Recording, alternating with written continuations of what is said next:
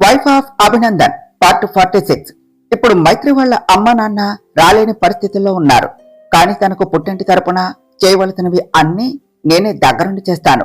ఇక మీకు ఏం అభ్యంతరం లేదు కదా అని అడిగింది సత్య. అయినా నువ్వెలా చేస్తావు? తను నీకు ఫ్రెండ్ అంతే కదా అని ఇంద్రాణి అంటూ ఉండగా, ఇంద్రాణి కాస్త సంభాళించుకుని మాట్లాడితే మంచిది. ఎప్పుడు ఏం చేయాలో, ఎవరిని ఎప్పుడు పిలవాలో మీరు నాకు చెప్తున్నారా? ఏవి ఎప్పుడు ఎలా చేయాలో నాకు తెలుసు. మీరు మీ పని చూసుకోండి అని కోపంగా అన్నారు. వాళ్ళు ఇంకా ఎక్కువ మాట్లాడితే ఏం నిజాలు బయట పెట్టాలో అనే భయంతో వాళ్లను కోపంగా కసిరారు మాణిక్యమ్మ గారు. దాంతో వాళ్ళు లోనికి వెళ్లిపోయారు. ఇంకా మిగతా వాళ్ల వైపు చూసి, రేపు చాలా పని ఉన్నది, ఇంకా మీరు వెళ్ళి నిద్రపోండి అని అందరినీ లోనికి పంపించారు ఆవిడ. తనని వాళ్ళు అన్న మాటలకు బాధపడుతూ ఏమీ మాట్లాడకుండా సైలెంట్ గా పైకి వెళ్లిపోయింది మనం. అలా వాళ్ళ రూమ్ లోనికి వెళ్లి బాల్కనీలో అటువైపు తిరిగి చూస్తూ ఉన్నది. అభి తన రూమ్ లోనికి వచ్చి అక్కడ మనో కనిపించకపోవటంతో, ఇదేమిటి, ఇంతకు ముందే కదా వచ్చింది ఇక్కడికి, ఎటు వెళ్ళింది అని అనుకుంటూ బాల్కనీలో చూస్తే తను అటువైపు తిరిగి ఉండటం చూసి తన దగ్గరకు వెళ్ళాడు. తనని చూస్తుంటే తెలుస్తుంది ఇందాక తనను అన్న మాటలకు బాధపడుతుంది అని. ఎంతసేపటికి తను అలా ఏడుస్తూ ఆకాశంలోనికి చూడటం చూసి, ఏమిటి, ఈ సిటీకి ఏమైనా వాటర్ ప్రాబ్లం వచ్చిందా అని అడిగాడు అభి. అభి అడిగిన దానికి ఏమీ అర్థం కాక, ఏమన్నారు అని తన వైపు చూసింది మనం. అదే అలా ఏడుస్తున్నావు కదా, అసలే సిటీకి చాలా వాటర్ ప్రాబ్లం ఉన్నది, అందుకనే నువ్వు ఏడ్చి ఏడ్చి వాటర్ ప్రాబ్లం తగ్గిస్తున్నావేమో అనే డౌట్ వచ్చి అడుగుతున్నా అన్నాడు అభి. మనం తన కళ్ళు తుడుచుకుంటూ, అంటే నేను మరీ అంతలా ఏడుస్తానా మీ ఉద్దేశం అభి గారు అని అడిగింది. కాకపోతే మరేమిటి, చూడు ఎలా ఏడుస్తున్నావో, అయినా మా అత్త ఏదో అంది అని అలా బాధపడాలా అన్నాడు అభి. మనం ఏమీ మాట్లాడకుండా సైలెంట్ గా ఉన్నది. ఎవరో ఏదో అన్నారు అని మనం బాధపడితే ఇంకా రోజు దేనికో దానికి మనం సఫర్ అవుతూనే ఉండాలి. అందుకే ఎప్పుడూ కూడా ఒకరు ఏదో అన్నారు అని బాధపడటం మానేసి మన లైఫ్ మనం లీడ్ చేయాలి అన్నాడు అభి. మనం అభి చెప్పిన మాటలు వింటూ కళ్ళు తుడుచుకొని, అభి గారు చాలా థ్యాంక్స్ అండి అని వెళ్లి అభిని హక్ చేసుకున్నది. ఇద్దరూ కాసేపటి వరకు అలాగే ఉన్నారు. కాసేపటికు అభి ట్రాన్స్ నుంచి బయటకు వచ్చి మనోని దూరం జరిపి కోపంగా, హే మెంటల్, ఏమిటి అడ్వాంటేజ్ తీసుకుంటున్నావా? నేను నీకు ముందే చెప్పానా నా దగ్గర ఇలాంటివి కుదరవు అని, మళ్ళీ ఇదేమిటి, అయినా నువ్వేదో బాధపడుతున్నావు అని వచ్చి మాట్లాడటం నాదే తప్పు అన్నాడు. అభి గారు, నేనంటేనే ఇష్టం లేదు అని నాకు దూరంగా ఉంటారు కదా, మరి నేను బాధపడుతుంటే మీరెందుకు వచ్చి నాతో మాట్లాడారు? మీకేం అవసరం ఉన్నది? మన మధ్య ఏ బంధం లేదు అంటారు కదా, మరి ఏ బంధంతో మీరు నాతో మాట్లాడారు? ఆ బంధంతోనే ఇంకా చెప్పాలి అంటే అని దగ్గరికి వస్తూ ఉన్నది మనం. హే ఏమిటి అలా ముందుకు వస్తున్నావు, ఆగు అన్నాడు అభయ్. నేనేమి మీకోసం రావటం లేదు, అడ్డు తప్పుకుంటే నేను లోపలికి వెళ్తాను, అసలే రేపు పొద్దున్నే లేవాలి అని చెప్పింది మనం. మెంటల్, చేసేవి చెప్పేవి అన్నీ ఇలాంటి పనులే అని పక్కకు జరిగాడు అభయ్. మను లోనికి వెళ్లి నిద్రపోయింది.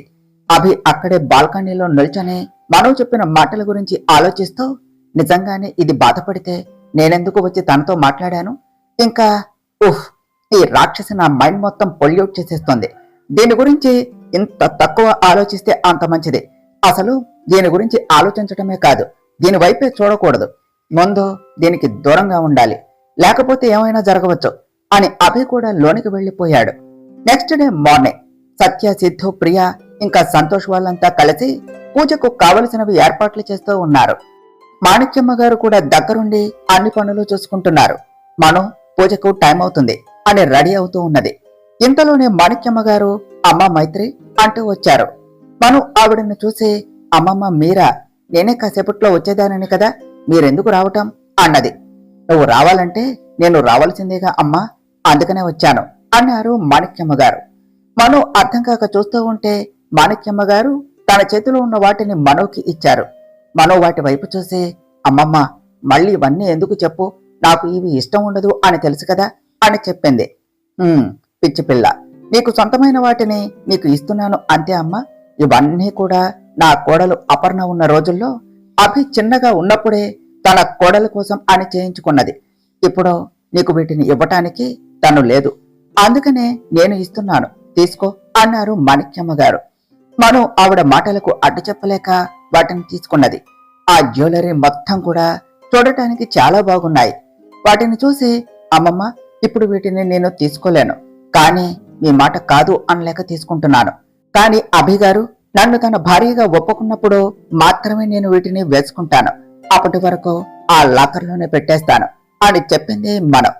మాణిక్యమ్మ గారు వాటి వంక చూస్తూ అందులో ఉన్న నల్లపూసల తాడు తన చేతిలోనికి తీసుకుని, అన్నీ బాగుంటే మా ఇంటి ఆచారం ప్రకారం ఈ నల్లపూసలు ఈ రోజు వాడు నీ మెడలో వెయ్యాలి, కానీ ఇప్పుడు ఏమంటాడో అని అన్నారు. మను ఆ నల్లపూసల వంక చూస్తూ తన చేతిలోనికి తీసుకున్నది. దాన్ని తదేకంగా చూస్తూ, అమ్మమ్మ, మీరు నాకు మాట ఇస్తారా అని అడిగింది. ఏమిటమ్మా అన్నారు మాణిక్యమ్మ గారు. మీరు అభిగారిని వీటిని నా మెడలో వేయమని మాత్రం బలవంతం చేయకండి అని చెప్పింది మనం. అదేమిటమ్మా అలా అంటావు, ఇది ఆచారం అని చెప్పారు మాణిక్యమ్మ గారు. ఆ ఆచారాలన్నీ మన ఇష్టానికి మనం పెట్టుకున్నవి. ఇప్పటికే అభిగారు తనకు ఇష్టం లేకపోయినా మీకోసం చాలా చేస్తున్నారు. ఇంకా ఆయనను బాధ పెట్టడం నాకు ఇష్టం లేదు. ఆయన వీటిని నన్ను అర్థం చేసుకొని నా మీద ప్రేమతో నన్ను తన భార్యగా మనస్ఫూర్తిగా అంగీకరించినప్పుడు ఆయనే వేస్తారు. అప్పటి వరకు మీరు అభిగారిని బలవంతం చేయకండి ప్లీజ్ అన్నదే మనం. సరే, నీకు నచ్చినట్టే చెయ్యమ్మా. అభి ఒప్పుకునేంత వరకు ఇవి నీ దగ్గరే భద్రంగా ఉంచుకో, కానీ ఇప్పుడు ఏదో ఒకటి అన్నా తీసుకో నా సంతోషం కోసం అన్నారు మాణిక్యమ్మ గారు. అలాగే అని వాటి వైపు చూసి ఆ నగల్లో నుంచి గాజులు తీసుకుని, అమ్మమ్మ, ఇవి నాకు బాగా నచ్చాయి, నేను వీటిని తీసుకుంటాను అని చెప్పింది మనం. మీరిద్దరూ ఒకటేనే మనవరాలా అని నవ్వారు మాణిక్యమ్మ గారు. ఎందుకు అన్నట్టు చూసింది మనం. ఏమిటి అలా చూస్తున్నావు? ఇప్పుడు నువ్వు తీసుకున్నావే ఈ గాజులు నీ అత్తయ్యవి. చిన్నప్పుడు ఎప్పుడు నీ మొగుడు వాళ్ళ అమ్మ చేతికి ఉన్న గాజులు చూసి ఎప్పుడు వీటితోనే ఆడుకునేవాడు. అందుకనే ఇవి తన గుర్తుగా వచ్చే కోడలి చేతికి వేస్తాను అని అభికి చెప్పింది. ఇప్పుడు నువ్వు కూడా ఆ గాజులే ఎంచుకున్నావు చూడు అని చెప్పారు మాణిక్యమ్మ గారు. మనం ఆ గాజుల్ని చేతితో తీసుకుని కన్నీళ్లతో చూస్తూ ఉన్నది. సరే, వాటిని వేసుకుని త్వరగా రెడీ అయ్యి రామ్మ, పూజకు టైం అవుతుంది అని బయటకు వెళ్లారు మాణిక్యమ్మ గారు. మనం ఆ నగలో కబోర్డ్ లో పెడుతూ ఉండగా అప్పటి వరకు డోర్ దగ్గరే ఉండి వీళ్ళ మాటలు విన్న అభి లోనికి వచ్చి, ఏయ్, ఏం చేస్తున్నావు అని అడిగాడు. ఆ మాటలకు మనం వెనక్కు తిరిగి, మీరా అభి గారు, ఎంతసేపు అయింది వచ్చి అని అడిగింది మనం. నేను ఎప్పుడొస్తే నీకెందుకులే కాని ఆ బాక్స్ ఏమిటి అని అడిగాడు అభి. అమ్మమ్మ ఇచ్చింది పూజకు వేసుకోమని అని చెప్పింది మనం. నీ పనే బాగుందే, హాయిగా కోరుకోకుండానే అన్ని నీ కళ్ళ దగ్గరకే వస్తున్నాయి అన్నాడు అభి. అభి మాటలకు బుంగమూతి పెట్టుకుంటూ, నేనేమీ అడగలేదు అభి గారు, అమ్మమ్మ గారు వద్దు అంటున్న తీసుకో అని బలవంతం చేశారు. ఇంకా అమ్మమ్మను బాధ పెట్టడం ఇష్టం లేక తీసుకున్నాను. కానీ మీరేం బాధపడకండి, మీ అనుమతి లేకుండా వాటిని నేను ముట్టుకోను. అదిగోండి, వాటిని నేను అక్కడే పెడుతున్నాను, కానీ ఈ ఒక్క గాజులు మాత్రం తీసుకుంటాను అని గాజుల్ని తన చేతిలోనికి తీసుకున్నది మనం. హే, ఆ గాజులు మా అమ్మవి, అవి నువ్వెందుకు తీసుకున్నావు? వాటిని మా అమ్మ తన కోడలి కోసం అని ఉంచింది, ముందు వాటిని ఇలా ఇవ్వు అన్నాడు అభి. ఇది మరీ బాగుంది అభి గారు, మీ పెళ్ళాం మీ అమ్మగారికి కోడలు కాక ఇంకేమవుతుంది చెప్పండి అని తన చేతులకు వేసుకున్నది మనం. హే, నేను చెప్తున్నా వినకుండా వేసుకుంటావా? నీకు నేనంటే లెక్క లేకుండా పోయిందే, బాగా ఎక్కువ చేస్తున్నావు అని ముందుకు వచ్చాడు అభి. మను అభి రావటం చూసి అక్కడ నుంచి పరిగెడుతూ, అభి గారు, ఏమన్నా ఉంటే మనం తర్వాత చూసుకుందాం, ఇప్పుడు పూజకు టైం అవుతుంది, కింద అందరూ మన కోసమే వెయిట్ చేస్తున్నారు, నేను వెళ్తున్నాను, మీరు త్వరగా వచ్చేయండి అని రూమ్ లో నుంచి బయటకు వచ్చేసింది మనం వెళ్లిపోవటంతో నీ సంగతి తర్వాత చెప్తానే అని తను కూడా రెడీ అవటానికి వెళ్లిపోయాడు అభి. అత్త, అక్కడ పూజ అంటుంటే నువ్వు ఏమీ అనకుండా అలా కూర్చున్నావేమిటి అని అడిగింది ప్రీతి. ఉండవే నువ్వు, నిన్నటి నుంచి తిండి తినకుండా చేస్తుంది, నేనెవరికి చెప్పుకోవాలి, నువ్వొచ్చి పూజ అంటున్నావు అన్నది ఇంద్రాణి. అదేంటి వదిన అలా అంటావు, ఇలానే చూస్తూ ఊరుకుంటే అది ఇంకా రెచ్చిపోతుంది అని చెప్పింది వనజ. మరేం చేస్తాం, ఈ పూజ ఆపాలంటే దాన్ని ఎవరైనా చేయాలి, దాన్ని ఏం చేసినా అది తెలివిగా తిరిగి మనని దెబ్బ కొడుతుంది అన్నది ఇంద్రాణి. అత్త, ఈ పూజ ఆపాలి అంటే దాన్ని ఏమైనా చేస్తే దానికి తెలిసి మనకే అది తిప్పుకొడుతుంది, కానీ ఈసారి దానికి తెలియకుండా దాన్ని దెబ్బ కొట్టాలి, ఆ దెబ్బ పడే వరకు మనం ఏం చేస్తున్నామో కూడా దానికి అనుమానం రాదు అని చెప్పింది ప్రీతి. అంటే ఏం చేద్దాం ప్రీతి అని అడిగింది ఇంద్రాణి. దానికి కాని బావకు కాని ఏమన్నా జరిగితే ఫస్ట్ డౌట్ దానికి మన మీదే వస్తుంది. అందుకని ఈసారి పూజ ఆపటానికి నా టార్గెట్ వాళ్ళు కాదు అని చెప్పింది ప్రీతి. మళ్ళీ ఇది నన్ను ఏమన్నా ఇరికిస్తుందా అనే అనుమానంతో ఏమిటి అని అడిగింది ఇంద్రాణి. అసలు ఆ పని నేను ఎప్పుడో చేద్దాం అన్నాను, కానీ నువ్వు బావకి డౌట్ వస్తుంది వద్దు అని నన్ను ఆపేశావు. దానివల్లే కదా ఎంత దూరం వచ్చింది. బావ నాకు ఏమీ కాకుండా పోయాడు, లేకపోతే ఈ పాటికి నాకు బావకు పెళ్ళయ్యి అని చెప్పింది ప్రీతి. సోదాపి విషయం చెప్పు, నాకు టెన్షన్ గా ఉన్నది అని చెప్పింది ఇంద్రాణి. టెన్షన్ ఎందుకత్తా, నేను చెప్పేది సింపుల్ గా విను, మీ అత్తను లేపేద్దాం అన్నది ప్రీతి. ఏమిటి అని అడిగింది ఇంద్రాణి. నువ్వు సరిగానే విన్నావత్తా, ఆ ముసల్దాన్ని చంపేద్దాం. అసలు దానివల్లే ఈ ప్రాబ్లమ్స్ అన్నీ కూడా. అదే లేకపోతే ఆ మైత్రికి బావకి పెళ్ళయ్యేదే కాదు. ఇప్పుడు ఈ పూజలు అన్నీ కూడా ఉండవు. హ్యాపీగా మంచి టైం చూసి ఈ మైత్రిని కూడా పైకి పంపిస్తే ఇంకా నేను బావ మాత్రమే, మమ్మల్ని ఎవ్వరూ వేరు చేయలేరు అని చెప్పింది ప్రీతి. మతికాని పోయిందా ప్రీతి? ఒకసారి చెప్పాను నీకు, ఆమెకు ఏమైనా అయితే అది మన వలన అని తెలిస్తే అభిని ఆపటం ఎవరి వల్ల కాదు. అప్పుడు నీతో పెళ్లి కాదు, వాడే నిన్ను చంపుతాడు అన్నది ఇంద్రాణి. అత్త, అప్పుడు వేరు ఇప్పుడు వేరు అని చెప్పింది ప్రీతి. ఏం వేరు? తేడా వస్తే బయట ఆ వేర్లు అమ్ముకోవటానికి కూడా మనం పనికిరాము తెలుసా అన్నది ఇంద్రాణి. అత్త, చెప్పేది విను, ఈసారి అప్పటిలా కాదు. ఆ ముసలిదాన్ని చంపేసి ఆ నేరాన్ని ఆ మైత్రి మీదే పడేలా చేశాం అనుకో, అటు అడ్డు చెప్పే మాణిక్యమ్మ ఉండదు, ఇంకా మైత్రి మీద కోపంతో మళ్ళీ జీవితంలో తనని బావ తన జీవితంలోనికి రానివ్వడు. ఒకే దెబ్బకు రెండు పిట్టలు. అటు ఆ ముసల్ది ఇటు మైత్రి ఇద్దరూ పోతారు.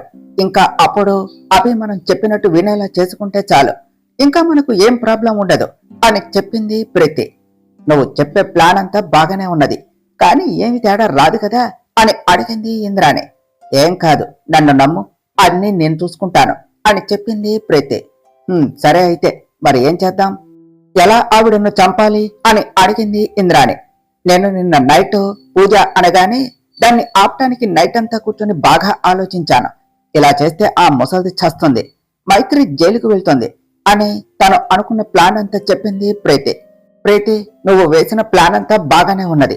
అనుకున్నది అనుకున్నట్టు జరిగితే ఇంకా మనకి ఈ రోజు నుంచే అన్ని మంచి రోజులు మొదలవుతాయి అన్నది ఇంద్రాణి. వదన, చూసావా, నా కూతురు బుర్రే బుర్ర, దెబ్బకు అన్ని ప్రాబ్లమ్స్ కూడా క్లియర్ చేస్తుంది అని చెప్పింది వనజ. అత్త, నేను వెళ్ళి మన ప్లాను అమలుపరుస్తాను. ఇంకా నువ్వు ఎవరికి డౌట్ రాకుండా మాణిక్యమ్మని నేను మెసేజ్ చేసిన తర్వాత తన రూమ్ లోనికి ఏదో ఒకటి చెప్పి మైత్రి రమ్మన్నట్టుగా అభి ముందు చెప్పి పంపు. ఇంకా మిగతా పనులన్నీ కూడా అదే చూసుకుంటుంది అని చెప్పింది ప్రీతి. అలాగే ప్రీతి, అంతా బాగానే ఉంటే మనం అనుకున్నది అనుకున్నట్టుగా జరుగుతుంది. నువ్వు వెళ్ళి నీ పనిలో ఉండు, నేను వాళ్ళకి డౌట్ రాకుండా మేనేజ్ చేస్తాను అన్నది ఇంద్రాణి. ఓకే అత్త అని బయటకు వస్తూ, మైత్రి, ఈ దెబ్బతో నువ్వు ఇంకా నీ అమ్మమ్మ ఇద్దరు పోతారు, మనశ్శాంతిగా ఉంటుంది అని నవ్వుకుంటూ తన పని చేయటానికి వెళ్ళింది ప్రీతి. ప్రీతి వెళ్లిపోయిన తర్వాత వనజాన్ని తీసుకుని కిందకు వెళుతూ మనసులో, ఈ ప్రీతి వేసిన ప్లాన్ కనుక అనుకున్నది అనుకున్నట్టే జరిగితే మనకింకా ప్రతిరోజు పండగే, కానీ పొరపాటున కొంచెమైనా తేడా వస్తే అభి చేతిలో మాకు మూడుతుంది. అందుకనే అభికి అనుమానం రాకుండా చూడాలి అని పూజ జరిగే దగ్గరకు వెళ్లి కావాలి అని తను కూడా అక్కడ పనులు చేస్తూ ఉన్నది ఇంద్రాణి. అక్కడ పూజకు సత్య అన్ని సర్దుతూ ఉంటే అవి తీసుకురా ఇవి తీసుకురా అని పనులన్నీ పురమాయిస్తూ అన్ని పనులు చేస్తూ ఉన్నది. అప్పుడే అక్కడకు వస్తూ ఉన్న మనోని చూసి, రామ్మ, ఇంకా అక్కడే ఉన్నావు, పూజకు టైం అవుతుంది, అభి ఏడి అని అడిగింది ఇంద్రాణి. పైన రెడీ అవుతున్నారు అని చెప్పింది మనో. సత్య మనో దగ్గరకు వచ్చి చెవిలో, మనో, ఏమిటే మీ అత్త అంతలా నటిస్తుంది, నిజమా లేక ఇంకేమన్నా ఉందా అని అడిగింది. ఏమోనే, నాకు అలాగనే ఉన్నది, సడన్ గా ఇలా చేస్తుంది అంటే ఏదో చేయబోతుంది అని మాత్రం అర్థమవుతుంది. మేబీ ఈ పూజ ఆపటానికి ఏమన్నా చేస్తుందేమో అని చెప్పింది మనో. సరే, నేను తనని గమనిస్తాను, నువ్వు హ్యాపీగా పూజలో మనస్సు పెట్టు, సరేనా అన్నది సత్య. మనో ఇంద్రాణి వైపు చూస్తూనే, హా సత్య అన్నది. హహహ, నీ చూపులకు అర్థం నాకు తెలుస్తుందిలే మైత్రి, కానీ మేము ఏం చేయబోతున్నామో కూడా నువ్వు ఊహించలేవు అని మనసులో అనుకుని, ఇది ఇక్కడే ఉంటే మా పని ఎలా అవుతుంది, దీన్ని ఎలాగైనా అభికి మా అత్తకి కనపడకుండా చేయాలి, ఎలా అని ఆలోచించి, మైత్రి సత్యనారాయణ స్వామి వారి పూజ ఉంది అని అత్తయ్య చెప్పింది కదా, మరి ఆ పూజకు ప్రసాదం చేయాలి, చేశావా అని అడిగింది ఇంద్రాణి. నిజమే కదా, అన్నీ చేశాను. పూజ స్టార్ట్ అయ్యే ముందు చేసేద్దాం అని అనుకుని మర్చిపోయానే అని అనుకుని అత్తయ్య లేదు ఇప్పుడు చేస్తాను అని చెప్పింది మనం. పూజారి గారు వచ్చే టైం అవుతుంది, పూజకు సమయం అవుతుంది కదా, త్వరగా సిద్ధం చెయ్యి అని చెప్పింది ఇంద్రాణి. అత్తయ్య అని కిచెన్ లోనికి వెళ్ళింది మనం. ఇంద్రాణి వెళ్తూ ఉన్న మనోని చూసి వెళ్ళవే వెళ్ళు, నువ్వు ఇక్కడే ఉంటే మా పని ఎలా అవుతుంది, నువ్వు మా పని అయ్యే వరకు అక్కడే ఉండాలి, అప్పుడే మా పని సవ్యంగా జరుగుతుంది. ఈ ప్రీతి ఎప్పుడు మెసేజ్ చేస్తుంది, అభి ఇంకా రాలేదు అని చూస్తూ ఉంటే అభి అప్పుడే కిందకు దిగాడు. ఇంద్రాణి తనని చూసి అభి అంటూ పిలిచి తనని మాణిక్యమ్మ గారి దగ్గరకు తీసుకుని వెళ్లి సోఫాలో కూర్చోబెట్టింది. గ్రాని ఇంకా ఎప్పుడు పూజ స్టార్ట్ చేసేది అని అడిగాడు అభి. పూజారి వచ్చేస్తున్నారు, వస్తే మొదలు పెట్టొచ్చు అని చెప్పారు మాణిక్యమ్మ గారు. పూజ మొదలయ్యే టైం అవుతుంది, ఈ ప్రీతి చెప్పింది చేసిందో లేదో అనుకుంటూ ఉండగానే తన మొబైల్ కు నోటిఫికేషన్ సౌండ్ వచ్చింది. ఇంద్రాణి మొబైల్ ఓపెన్ చేస్తే దానిలో మెసేజ్ ప్రీతి నుంచే, డన్, నీ అత్తని పైకి పంపు అని. ఇంద్రాణి ఆ మెసేజ్ చూసి మనసులో నవ్వుకొని మాణిక్యమ్మ గారి దగ్గరకు వెళ్లి, అయ్యో అత్తయ్య, మీకు నేను చెప్పటం మర్చిపోయాను, ఇందాక మైత్రి మీకోసం మీ రూమ్ దగ్గరకు వచ్చింది, తనకి ఏదో కావాలట, నేనే మీకు చెప్తాను అని చెప్పి మర్చిపోయాను, తను మీ రూమ్ లోనే వెయిట్ చేస్తూ ఉన్నది, వెళ్ళండి అని చెప్పింది. అవునా, సరే, నువ్వు ఈలోపు పూజారి వస్తే అక్కడ పనులన్నీ దగ్గరుండి చూసుకో, నేను వెళ్లి చూస్తాను అని పైకి వెళ్లారు మాణిక్యమ్మ గారు. ప్రీతి పైకి వస్తున్న మాణిక్యమ్మ గారిని చూసి, రా మాణిక్యమ్మ రా, నువ్వే కదా నా ఆశల్ని మొత్తం నాశనం చేసింది, నేను కలలు కన్నా నా ప్రపంచాన్ని నా నుంచి దూరం చేశావు, ఇప్పుడు నిన్ను నేను ఈ ప్రపంచం నుంచి దూరం చేస్తున్నాను, ఇంకా నీతోనే ఆ మైత్రిని కూడా అభికి దూరం చేస్తాను అని నవ్వుకుంటూ ఉన్నది. మైత్రి మైత్రి అంటూ తన రూమ్ లోనికి వచ్చి గది అంతా కూడా చీకటిగా ఉండటంతో, అమ్మా ఎక్కడున్నావు అంటూ తన రూమ్ లో లైట్ ఆన్ చేయబోయారు. వెంటనే అమ్మా అంటూ పెద్దగా అరిచి కింద పడిపోయారు. కింద ఉన్న వాళ్ళు అందరూ మాణిక్యమ్మ గారి అరుపులు విని వేగంగా తన గదికి వచ్చారు. అక్కడ కింద పడిపోయిన మాణిక్యమ్మ గారిని చూసి గ్రాని అంటూ తన దగ్గరకు వెళ్లాడు అభి. మాణిక్యమ్మ గారు స్పృహలో లేకపోవటంతో తనను పట్టుకోవాలి అని తన చెయ్యి పట్టుకుని నాడి కొట్టుకోకపోవటంతో గ్రాని అన్నాడు. అందరూ ఏమైంది అని అంటూ ఉంటే గ్రాని చనిపోయింది అంటూ ఏడ్చేశాడు అభి. గ్రాని అని అందరూ ఏడుస్తూ ఉంటే అక్కడే ఉన్న మైత్రి వైపు చూసి నువ్వే గ్రానీని చంపేశావు అన్నాడు అభి. నేనేం చేశాను అభి గారు, నాకేమీ తెలియదు, నేనేమి చేయలేదు అని చెప్పింది మనం. నువ్వే, నీకోసమే గ్రాని పైకి వచ్చింది, అందుకే తనకు ఇలా అయ్యింది, ఇంకా నువ్వు ఈ ఇంట్లో ఉండటానికి వీలు లేదు, ఇప్పుడే బయటకు వెళ్ళు అన్నాడు అభి. నేనేమీ చేయలేదు, నన్ను నమ్మండి ప్లీజ్ అంటూ మను ఏడుస్తూ ఉంటే ఇంద్రాణి అండ్ బ్యాచ్ వాళ్ళు అనుకున్నది జరిగింది అని నవ్వుకుంటూ ఉన్నారు. వాళ్ళ ప్లాన్ సక్సెస్ అయినందుకు అభి మనో జుట్టు పట్టుకొని పైనుంచి కిందకు లాక్కొచ్చి ఇంట్లో నుంచి బయటకు గెంటేశాడు. ప్రీతి గెంటేశాడు అని నవ్వుతూ పెద్దగా అరుస్తూ ఉన్నది.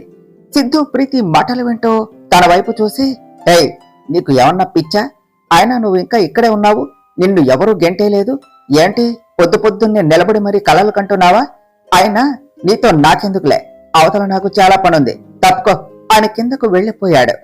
ప్రీతి సిద్ధు మాటలకు తనని తాను చూసుకొని, అంటే ఇదంతా నా కళ అని అనుకుని, ఎలాగో ఇంకాసేపట్లో జరిగేది ఇదే కదా అని పైకి వస్తూ ఉన్న మాణిక్యమ్మ గారిని చూస్తూ ఉన్నది. మాణిక్యమ్మ గారు పైకి వచ్చి మను కోసం తన గదికి వెళ్లి తన రూమ్ డోర్ పట్టుకుంటూ ఉంటే, ఎస్, ఈసారి నేను అనుకున్నది ఎవ్వరూ ఆపలేరు అని నవ్వుతూ ఉన్నది ప్రీతి. మాణిక్యమ్మ గారు తన రూమ్ డోర్ హ్యాండిల్ పట్టుకుంటూ ఉంటే అప్పుడే అమ్మమ్మ అంటూ మను అక్కడకు వచ్చింది. మాణిక్యమ్మ గారు వెనక్కు తిరిగి మను వైపు చూశారు. సడన్ గా మను అక్కడికి రావటంతో ఇప్పుడు ఏం జరుగుతుంది అని చూస్తూ ఉన్నది ప్రీతి. అమ్మమ్మ ఎక్కడేం చేస్తున్నారు, అవతల పూజకు టైం అయింది, పైగా పూజారి గారు కూడా వచ్చేశారు అని చెప్పింది మను. అది నువ్వే అని మాణిక్యమ్మ గారు అడగబోతూ ఉంటే, అమ్మమ్మ మనం తర్వాత మాట్లాడుకుందాం, పద ముందు కిందకు వెళదాం అని ఆవిడను కిందకు తీసుకుని వెళ్ళింది మనం. వెళ్తున్న వాళ్ళని చూసి, కరెక్ట్ టైంకి వచ్చింది, ఇంకా ఒక్క నిమిషం లేటుగా వచ్చుంటే నేను అనుకున్నది జరిగేది, ఇప్పుడు మొత్తం మారిపోయింది, అయినా ఇప్పుడు మాత్రం ఏమైంది, ఇప్పుడు కాకపోయినా తర్వాతైనా అది దాని రూమ్ లోనికి వెళ్ళవలసిందే, అప్పుడైనా అది చస్తుంది, అప్పుడైనా నేను అనుకున్నది జరుగుతుంది. కాకపోతే కొంచెం లేట్, అంతే కదా. ఇన్ని రోజులు ఆగిన దాన్ని ఈ కాసేపు ఆగలేనా అని కిందకు వెళ్ళింది ప్రీతి. ప్రీతి కిందకు వెళ్లేసరికి పూజారి గారు మను అభిచేత జరగవలసిన తంతంతా చేయిస్తూ ఉన్నారు. టెన్షన్ గా చూస్తూ ఉన్న ఇంద్రాణి దగ్గరకు వెళ్లి నిలబడింది ప్రీతి. ప్రీతి, ఏమైంది? మా అత్త చావకుండా కిందకొచ్చింది ఏమిటి? ఆ మైత్రి పైకి ఎలా వచ్చింది అని అడిగింది ఇంద్రాణి. అది నేను అడగాలి. అసలు మైత్రి ఇంకా ఒక్క నిమిషం రాకుండా ఆపినట్టయితే మనం అనుకున్నది ఈ పాటికి జరిగేది. కానీ ఆ ముసల్ది వెళ్లే లోపల ఇది వచ్చి కిందకు తీసుకొని వచ్చేసింది అని చెప్పింది ప్రీతి. మరి ఇప్పుడు ఏం చేద్దాం? మనం అనుకున్న ఈ ప్లాన్ కూడా వేస్ట్ అయిపోయిందా అన్నది ఇంద్రాణి. లేదత్తా, మన ప్లాను పోస్ట్ పోన్ అయిందే కానీ ఫ్లాప్ అవ్వలేదు. ఇప్పుడు కాకపోయినా కాసేపైనా నీ అత్త తన గదికి వెళ్ళవలసిందే కదా, అప్పుడైనా చావవలసిందే కదా అన్నది ప్రీతి. మరి ఇప్పుడు జరుగుతున్న ఈ పూజని మనం ఆపలేమా అన్నది ఇంద్రాణి. హా అత్త, ఇదే దీని జీవితంలో నవ్వుకునే ఆఖరి రోజు. ఈ ఒక్క పూజను అయినా సంతోషంగా చేసుకునేవు. దీని తర్వాత ఎలాగో అభి జీవితంలో నుంచి పోవలసిందే కదా అని నవ్వుతూ చెప్పింది ప్రీతి. ఇంద్రాణి కూడా ప్రీతి నవ్వుకు జత కలుపుతూ ఎవ్వరికీ కనపడకుండా ఇద్దరూ తర్వాత జరిగేది తలుచుకుంటూ పూజ సంగతి మర్చిపోయి నవ్వుకుంటూ ఉన్నారు. మనం శ్రద్ధగా పూజ చేస్తూ, స్వామి, నేను కోరుకున్న నా ప్రేమను నాకు ఇచ్చావు, కానీ నా ప్రేమకు నేనే తన ప్రేమను అని చెప్పుకోలేని పరిస్థితిలో నన్ను నిలబెట్టావు. కానీ ఇలా ఎందుకు చేశావు అని నేను నిన్ను అడగను. కోరుకున్న తననే నా భర్తగా నాకు ఇచ్చావు. తన భార్యగా జీవితాంతం తన పక్కనే ఉండేలాగా చూడు స్వామి. నా భర్తకు ఎలాంటి ప్రమాదం రాకుండా చూడు. అలా ఎలాంటి ప్రమాదం వచ్చినా నా భర్తని కాపాడుకునే శక్తిని నాకు ఇవ్వు స్వామి. నా ప్రాణాలు తీసుకున్నా నా భర్తని క్షేమంగా చూడు. తన చుట్టూ తనకే తెలియకుండా ఒక మాయా ప్రపంచం సృష్టించారు. అదే ఆయనకు చెప్తే తను బాధపడటం నేను చూడలేను. అందుకే అత్తయ్య వాళ్ళు అంత చేసినా కూడా నేను చెప్పలేకపోతున్నాను. కంట్లో నలక పడితే మొలతో తీసుకోలేమో. కంటి నుంచి కన్నీరు కారితేనే ఆ నలక బయటకు వస్తుంది. అందుకనే అత్తయ్యను బాధ పెట్టినా మంచిగా మార్చాలి అని అనుకుంటున్నాను. నా ప్రయత్నానికి నాకు బలం ఇవ్వు స్వామి. ఏదేమైనా ఆయనకు ఏ ప్రమాదం లేకుండా సంతోషంగా ఉండేటట్లు చూడు స్వామి అని నమస్కరించుకున్నది. అలా ఇద్దరూ కలిసి నిష్ఠగా పూజను పూర్తి చేశారు. ఆ తర్వాత అక్కడ అందరికీ వీళ్ళ చేతుల మీదే ప్రసాదం పంచడం పూర్తి అయ్యాక ఇంకా అందరూ భోజనాలు కూడా చేసేసి పైకి వెళుతూ ఉన్నారు. ఇంకా సేపట్లో అంతా అయిపోతుంది అని నవ్వుకుంటూ ఉన్నది ప్రీతి. మాణిక్యమ్మ గారు తన గదిలోనికి వెళ్లి తలుపు వేసుకున్నారు. అమ్మయ్య, ఈ ముసల్ది వెళ్ళింది. ఇంకా సేపట్లో పెద్దగా అరుస్తుంది, ఆ తర్వాత చస్తుంది. త్వరగా అరచి చావవే అని అనుకుంటూ తన గదికి వెళ్లి ఎప్పుడు మాణిక్యమ్మ గారు అరుస్తుందా అని వెయిట్ చేస్తూ ఉన్నది. అదేమిటి, వెళ్లి చాలాసేపు అయింది, ఇంకా ఎలాంటి సౌండ్స్ రాలేదేమిటి? బహుశా అరిచే గ్యాప్ కూడా లేకుండా పోయిందా ఏమిటి అని టెన్షన్ పడుతూ అటు ఇటు తిరుగుతూ ఉన్నది. అబ్బా, ఇదేమిటి టెన్షన్ లో ఇలా చెమటలు పడుతున్నాయి అని చూస్తూ, ఓ ఏసీ ఆఫ్ అయ్యిందా? అయినా దీన్నెవరు ఆఫ్ చేశారు? నా గదిలో ఏసీ ఆఫ్ ఉంటే ఊరుకోను అని తెలిసి కూడా ఆ పని వల్లే చేసి ఉంటారు అని వెళ్లి ఏసీ స్విచ్ మీద చెయ్యి పెట్టింది. ఇంకా అంతే, అమ్మా అంటూ ఇల్లు దత్తరిల్లిపోయేలా అరిచింది. అందరూ కూడా ప్రీతి అరుపు విని అక్కడికి వచ్చారు. అందరూ తనను చూసి ఒక్క క్షణం షాక్ అయ్యారు. అమ్మా ప్రీతి అంటూ వనజ దగ్గరకు వెళ్లబోతూ ఉంటే, అయ్యో పిన్ని గారు, తనేమీ ఐస్ క్రీమ్ తింటం లేదు, వెళ్లి జాయిన్ అవటానికి. తనకి కరెంట్ షాక్ కొట్టింది, ఇలా వెళితే పోతారు అన్నది మనం. మరేం చెయ్యాలి అని అడిగింది వనజ. అలా అడగండి చెప్తాను. ఇలాంటప్పుడు కర్రతోనో లేకపోతే ఏదైనా ప్లాస్టిక్ దానితోనో కొట్టాలి. ఆగండి, ఆ పని నేను చేసి నీ కూతుర్ని కాపాడుతా అని ప్రీతి దగ్గరకు వెళ్లి అక్కడ బెడ్ పక్కన ఉన్న లావుపాటి కర్ర తీసుకుని ప్రీతిని ఇష్టం వచ్చినట్టు కొట్టింది. ఇదేమిటి, ఇది మా అత్త గదిలో షాక్ కొట్టేలా పెడతా అని దాని గదిలో పెట్టుకుందా ఏమిటి? ఏ పని సరిగ్గా చేయదు అని తన వైపు చూస్తూ ఉన్నది. మనో కొట్టే దెబ్బలకు ప్రీతి ఎదురు చెప్పలేక షాక్ ఇంకా కొడుతూ ఉంటే అలాగే ఉండి అరుస్తూ ఉన్నది. ఒసేయ్, ఇంకాసేపు ఉంటే నిజంగానే చస్తావు, ఆ పాపం నాకెందుకు అని ఆ కర్రతో తన చెయ్యి మీద గట్టిగా కొట్టింది మనం. దెబ్బకు ప్రీతి స్విచ్ పై చేయి తీసేసి కింద పడింది. అందరూ తన దగ్గరకు వెళ్లారు. అప్పటికే షాక్ కొట్టి నల్లగా మారిపోయింది. తనను తీసుకుని వెళ్లి బెడ్ పై పడుకోబెట్టి డాక్టర్ కి కాల్ చేస్తే అతను వచ్చి తనను టెస్ట్ చేసి కొన్ని మెడిసిన్స్ ఇచ్చేసి వెళ్ళిపోయాడు. అభి ప్రీతి వైపు చూసి, అసలు మన ఇంట్లో షార్ట్ సర్క్యూట్ అవ్వదు, అలాంటిది నీకు షాక్ కొట్టడం ఏమిటి అని అడిగాడు. ప్రీతి ముందు టెన్షన్ పడినా, అది బావా, నిన్న ఏసీ వర్క్ చేయలేదు, ఈరోజు కూడా అలాగే ఉంటే నేనే ఏదో కదిలించాను, దాంతో ఇలా షాక్ కొట్టింది అంతే అని చెప్పింది. మనం ఆ మాటలకు ముందుకు వచ్చి, అయ్యో ప్రీతి, ఎంత పని చేశావు, ఎలక్ట్రీషియన్ ను పిలిస్తే తనే వచ్చి రిపేర్ చేసేవాడు కదా, ఇప్పుడు చూడు, డబ్బు కోసం ఆశపడి ప్రాణాల మీదకు తెచ్చుకున్నావు. ఎప్పటికైనా బుద్ధి తెచ్చుకుని దక్కని వాటి కోసం, చేతకాని వాటి కోసం ఇలాంటి పనులు చేసి ప్రాణం మీదకి తెచ్చుకోకు. ఇక నుంచైనా జాగ్రత్తగా ఉండు. ప్రతిసారి ఇలాగే ప్రాణాలతో బయటపడవు కదా, నువ్వేదో చేసి అది ఇంకేదో అయ్యి నువ్వు, నీ వల్ల మీ అమ్మ ఇంకా అత్తయ్య బాధపడతారు కదా. చూడు, అసలే అత్తయ్యకు హెల్త్ బాగాలేదు, మళ్ళీ ఇలాంటి టెన్షన్స్ ఎందుకు చెప్పు అత్తయ్యకు. ఎవరి పని వాళ్ళు చేయటం అందరికీ మంచిది, సరేనా అని అభి వైపు చూసి, అభి గారు, మనం బయటకు వెళదాం రండి, తను రెస్ట్ తీసుకుంటుంది అని అందరినీ తీసుకుని బయటకు వచ్చింది మనం. అందరూ వెళ్లిపోయాక ఈ మైత్రి ఎందుకు ఇలా మాట్లాడింది? నేను చేసిన పని తెలిసి మాట్లాడిందా లేక ఊరికే మాట్లాడిందా? కానీ నేను అక్కడ షాక్ కొట్టేలా పెడితే ఇక్కడ నాకెలా షాక్ కొట్టింది? అమ్మో, కరెంట్ షాక్ అంటే ఎలా ఉంటుందా, కొంచెం ఉంటే నా ప్రాణం పోయేది అని ప్రీతి అనుకుంటూ ఉంటే ఇంద్రాణి, వనజ, ధనుంజయ్ ముగ్గురు వచ్చి, ఎలా ఉంది ప్రీతి అని అడిగారు. డాడ్ అంటూ పైకి లేవబోతూ లేవలేక మళ్ళీ బెడ్ పై పడి, డాడ్ కొంచెం ఉంటే ఈ రోజు నా ఫోటోకి దండపడేది అని ఏడ్చింది ప్రీతి. అయినా మా అత్త గదిలో చేస్తా అని చెప్పి నీ గదిలో చేసావా ఏమిటి మర్చిపోయి అని అడిగింది ఇంద్రాణి. లేదత్తా, నా గురించి నీకు తెలియదా, నేనెందుకు అలా చేస్తాను, నేను అక్కడే షాక్ కొట్టేలా పెట్టాను, కానీ నా గదిలో షాక్ ఎలా కుట్టిందో నాకు తెలియదు అని చెప్పింది ప్రీతి. అలాంటి విషయాలు నీకు తెలిస్తే నువ్వెందుకు ఎలా ఉంటావే అనే వాయిస్ వినపడేసరికి అందరూ వెనక్కు తిరిగారు. మను అక్కడే డోర్ దగ్గర నిలబడి వాళ్ళ వైపు కోపంగా చూస్తూ ఉన్నది. ఇంద్రాణి అండ్ బ్యాచ్ అక్కడ మనుని చూడగానే షాక్ కొట్టిన కాకుల్లాగా అంతే నిలబడి చూస్తూ ఉన్నారు. మను అక్కడి నుండి ముందుకి నడుస్తూ వచ్చి బెడ్ పై పడుకున్న ప్రీతిని భుజం పట్టుకుని పైకి లేపి చంపపై ఈడ్చి కొట్టింది. అనుకోని దానికి ప్రీతి వెళ్లి అల్లంత దూరంలో పడింది. ప్రీతిని అలా కొట్టగానే ధనుంజయ్ మను దగ్గరకు వచ్చి, ఎంత ధైర్యం ఉంటే నా కూతుర్ను కొడతావు అన్నాడు.